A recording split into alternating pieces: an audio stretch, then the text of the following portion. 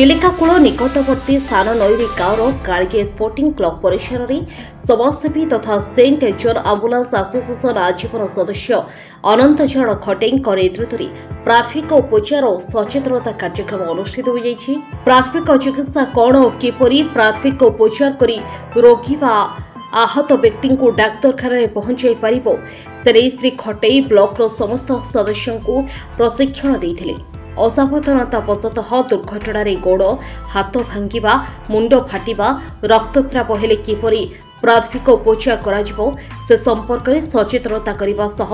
Shop कामुड़ा कुकुर कामुड़ा हृदघात जलापोड़ा जनित समस्या हेले निजको एवं अन्यमानक किपरि रक्षा करा जाय पारिबो से संपर्क में प्रशिक्षण देथिले। आज माँ कालीजे अनुष्ठान तरफ जो फास्ट एड होता नईरी बहुत ग्रहणीय होती समस्त द्वारा आदृत हो पारी यार आवश्यकता समस्ते परिलक्षित होती बारंबार ये जनजागरण करें आम लोकंर किभली भाव में उपचार कर यार आवश्यकता को अनुमेय समस्ते करी अनुष्ठान बारंबार हो यही आम समस्त इच्छा रही जब माने मेडिकल पहुंचा पूर्व जो आम प्राथमिक उपचार नवा कि सहज जाकि मेडिकल पहुंची पारिबा जहाँद्वारा आम डॉक्टर द्वारा चिकित्सित होगी चिकित्सा होगी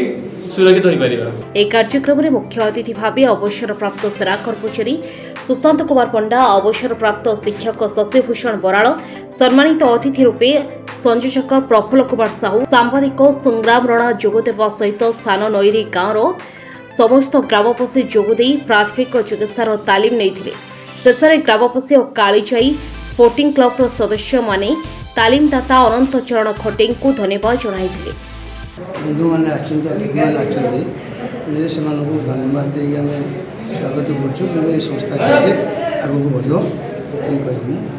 गोटे लोक गोटे इंजुर्ड लोक मेडिकल पहुँचवा पूर्वर